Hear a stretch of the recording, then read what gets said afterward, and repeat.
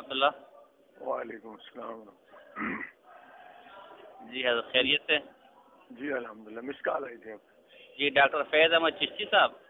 جی جی، آپ کون صاحب ہو؟ خیریت سے؟ ٹھیک ٹھاک ہے؟ جی اللہ کرم، آپ کون صاحب؟ میں عبد الحلیم بات کر رہا ہوں جی۔ کہاں سے؟ کراچی سے۔ جی جی فرمائیے جناب۔ ارے ایک ساتھی نے آپ کا نمبر دیا تھا، بھائی یاسر نے۔ کس نے؟ بھائی یاسر نے۔ اچھا اچھا، حکم۔ جی وہ ایک مسئلے کے متعلق دریافت کرنا تھا۔ جی جی فرمائیے۔ یہ جو دیوبندی کی کتاب ہے تحذیر الناس، جی جی اس کو میں نے پڑھا ہے، جی۔ اور اس حوالے سے دیگر کتب وغیرہ بھی میں نے پڑھی ہے۔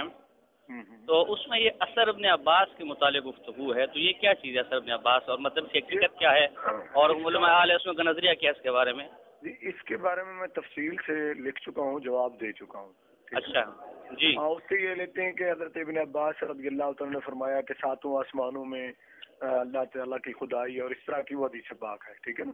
اس سے یہ لیتے ہیں کہ جناب پھر سارے جگہ پر بھی نبی آ سکتا ہے، تو اس سے اس نے متاثر ہو کر یہ لکھا کہ نبی کریم صلی اللہ علیہ وسلم کے ہوتے ہوئے بھی اگر کوئی نبی آ جائے تو نبوت میں فرق نہیں آتا، جبکہ اس سے مراد یہ ہرگز نہیں ہے۔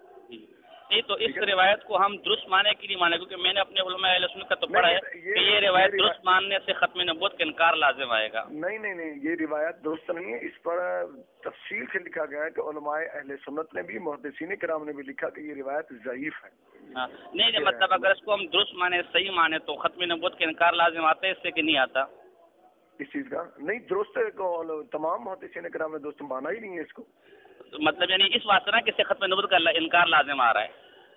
ختم نبوت پہ تو فرق ہے، اس پہ اس طرح پڑے گا نا، اگر ہم اس کو یہ تسلیم کریں گے کہ ہاں وہاں نبی آ سکتا ہے، جبکہ اس میں نبی کا کوئی تصور نہیں ہے۔ اچھا آپ یہ تو یہ کہتے ہیں کہ تمام محدثین کو ضعیف مانا ہے، لیکن کئی محدثین اس کو صحیح بھی مانا ہے۔ کہ کون سے محدثین نے؟ مثلاً ذہبی نے مانا ہے، حکیم نیشا پوری نے مانا ہے، بیکی نے مانا ہے۔ نہیں جناب، اس کے علاوہ دیگر بھی کئی مفسرین ہیں جنہوں نے محدثین ہیں جنہوں نے کو صحیح مانا ہے۔ اپنا علامہ علوسی نے اس کو صحیح مانا ہے رول مانی کے اندر، خود غلام رسول سعیدی صاحب نے تبیان القرآن میں اس کو صحیح مانا ہے۔ نہیں اس میں جس نے صحیح مانا ہے اس نے کیا لکھا ہے کہ وہاں نبی آ سکتا ہے؟ نہیں یہ تو بات ہی نہیں چل رہی نا، آپ نے تو دعویٰ یہ کیا کہ تمام محدثین اس کو ضعیف مانا ہے، تو میں تو یہ کہہ رہا ہوں کہ نہیں تمام محدثین تو موجبہ کلیہ کا سورن ہے، تو پھر یہ قاعدہ تو ٹوٹ گیا نا، ان محدثین اس کو صحیح مانا ہے۔ دیکھیں محترم، اگر آپ صاحب علم میں ماشاءاللہ جو گفتگو سے لگ رہا ہے، تو جہاں محدثین کا قول دیکھا جاتا ہے نا، تو وہاں اکثریت کا دیکھا جاتا ہے، اقلیت کا نہیں دیکھا جاتا۔ نہیں تمام کا لفظ کسی اس کو صحیح، میں نے آپ سے 2-3 دفعہ پوچھا کہ اس کو اگر صحیح مان لیں، آپ کا جواب مطلق نفی میں تھا، بالکل نکرہ، یعنی کسی نے بھی اس کو صحیح نہیں مانا۔ تو محترم میں یہ کہہ رہا ہوں کہ انہوں نے صحیح مانا ہے، ایک بات تو یہ۔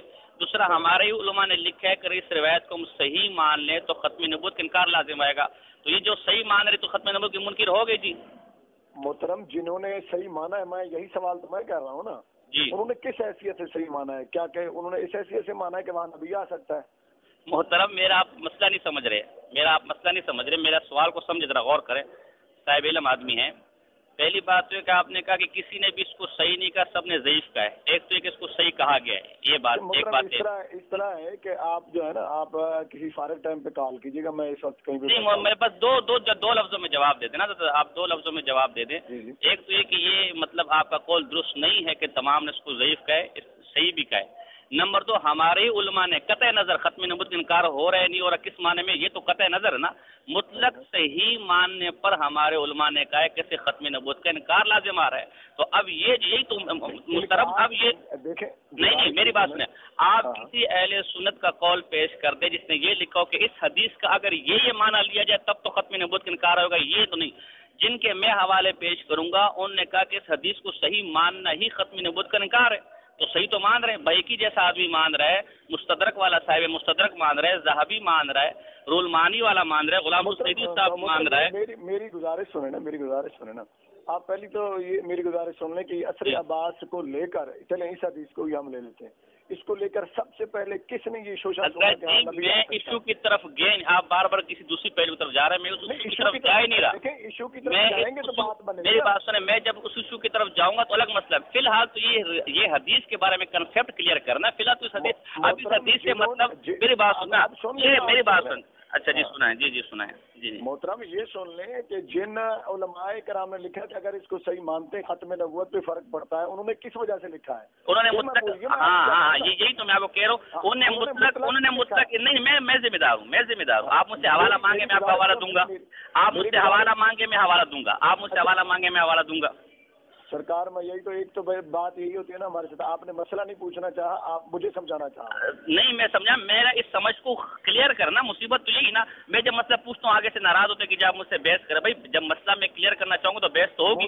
محترم وہی بات اب دیکھیں نا، اب آپ دیکھیں، اب آپ نے کہا میں سے مسئلہ پوچھوں. آپ نے تو ایک جنبش قلم لکھ دیا کہ جی کس سے بھی صحیح نہیں کہا، سب نے ضعیف کا ہے. اب میں نے بتا دیا تو اب آپ کے پاس جواب نہیں ہے، تو اس سے تو بحث نکلے گی نا. جواب نہیں ہے.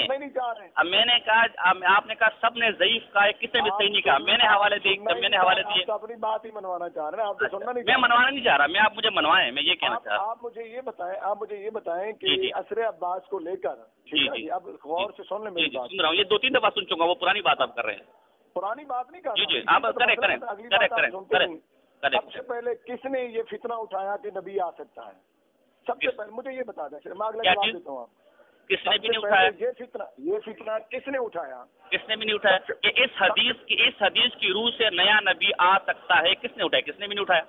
یہ کس نے اٹھایا؟ ایک بات تو یہ، کس نے بھی نہیں اٹھایا کہ اس حدیث کی روح سے نیا نبی نے. سب سے پہلے قاسم نانوتوی نے یہ فتنہ اٹھایا. اچھا اب مارے گولی جس نے اٹھایا. اب مجھے اس حدیث کا جواب دے.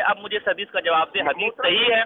جو میرا سوال ہے آپ وہ مجھے دے نہیں رہے، اور جو میں پوچھ نہیں رہا آپ اس کے اوپر بحث کر رہے ہیں. میرا جو سوال ہے وہ سوال آپ کلیئر کریں. اسی کا جواب دیں گے تو میں آپ کو نہیں. میرا سوال یہ تھا، آپ نے کہا اس حدیث کو کسی نے بھی صحیح نہیں کہا. میں نے حوالے پیش کیے، انہوں نے صحیح کہا. آپ نے پھر جھوٹ بولا یا آپ کی کمی علمی تھی. ایک بات. نمبر 2 میں نے کہا نانوتوی کی ہے چاہل. نہیں دیکھیے گال جو پہنا ہے، دیکھو گال جو. اب میں کہوں گا احمد خان کتے کا بچہ تو اچھا لگے گا.